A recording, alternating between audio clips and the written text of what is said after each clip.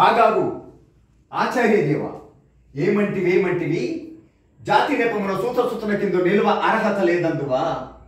ఎంత మాట, ఎంత మాట. ఇది క్షాత్ర పరీక్ష కానీ క్షత్రియ పరీక్ష కాదే.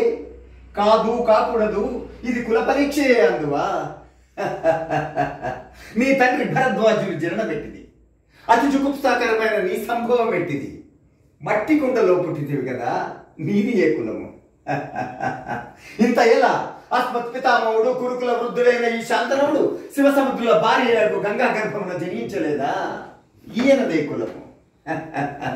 నాతో చెప్పింతువేమయ్యా, మా వంశమునకు మూల పురుషుడైన వశిష్ఠుడు దేవవేశ్య ఊర్వశిపుత్రుడు కాడా?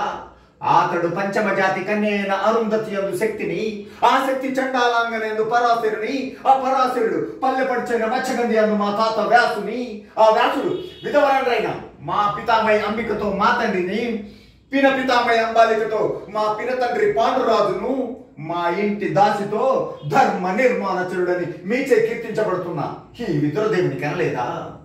సందర్భావసరములను బట్టి క్షేత్ర బీజ ప్రాధాన్యములతో సంకరమైన మా కురువంశము ఏనాడో కులహీనమైనది కాగా నేడు కులము ఎను ఈ వ్యర్థవాదములు ఎందులకు? ఓహో, రాచరికమా అర్హతను నిర్ణయించున్నది. అయినా మా సామ్రాజ్యంలో సస్యశ్యామలమై సంపద గ్రామమై వెలుగొందు అంగరాజ్యమునకు ఇప్పుడే ఇతని మూర్ధాభిషిక్తుని గావించదాం.